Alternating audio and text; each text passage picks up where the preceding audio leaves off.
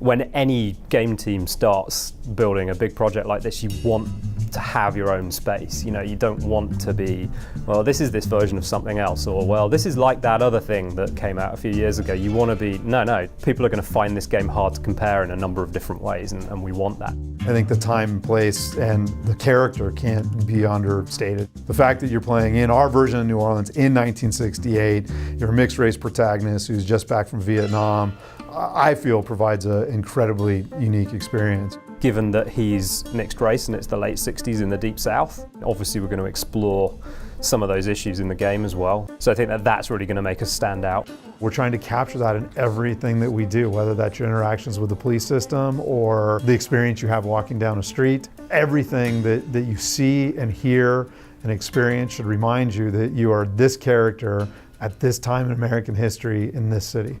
He's a member of the Black Mob and the Italian Mob, and the Black Mob have kind of allied together. And ultimately, Lincoln is, and the Black Mob are betrayed by the Italian Mob. So Lincoln's really put on this kind of revenge path, but in the process, he dedicates himself to not just tearing down the Italian Mob, but also rebuilding a new mob in its place. And depending on how the player plays the game, that could be a new version or a new incarnation of the Italian Mob. It can also look very different. The way in which you can tackle the objectives in the game is incredibly open. It really is a feeling of kind of slowly chipping away at and taking over kind of one hideout, one district at a time. You're really going to be focused on taking over the city and taking down Sal Marcano, who's the big Italian mob boss. And you'll be doing that by damaging his various rackets, we call them in the game. A lot of it comes back to this idea of, you know, in the mob, it's all about kicking up.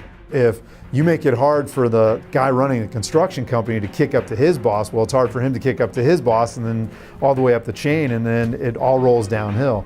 And eventually they panic and they make a mistake. So a lot of it is going into the world and how do I mess up this racket or disrupt this racket enough that they're gonna make a mistake and they're gonna give me an opening to take somebody down and then take over the racket for my own.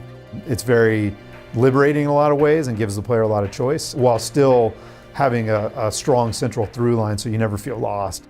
And then on top of that, the way in which you're assigning all of the territory out that you're taking to these key lieutenants, that you've got these 3 lieutenants, is going to change the narrative as well. The way that they start reacting to you will change, and it's very, very organic. So rather than it just being about branching narrative, it's about this sort of uneasy alliance and the balance of power kind of shifting around depending on what you as the player choose to do. You'll discover, like, oh, you know, hey, I never really invested much in Burke, you know, one of my lieutenants, Burke, in the last playthrough. I want to go out back and see what does Burke have to offer and how does the game change if I really devote more time to Burke versus, you know, Vito or Cassandra. Definitely in terms of the 3 lieutenants, their reactions to you and how that all plays out, it's going to be very different. Matter of life and death. I'm not saying. My ideal scenario is they come out of it and they're like, man, I can't wait to tell my buddy about playing that, and I can't wait to talk to my buddy who's been playing it and find out what his experience was like and compare notes. You know, I hope people are uploading videos of awesome stuff they do in the game. We give you a lot of tools in the game, and the creativity of the players far exceeds our ability to, you know, predict what they're going to do, right? And maybe that's game breaking, and maybe they do stuff that but whatever, more power to them, that's awesome. I think this is going to be a really unique game, and it's very easy for us to sit there and say that, and we've really just had our initial showing, but as we show more, I really think people are going to see like everything from the setting, the character, the quality of the narrative and the acting is phenomenal, and something that I'm also really excited about.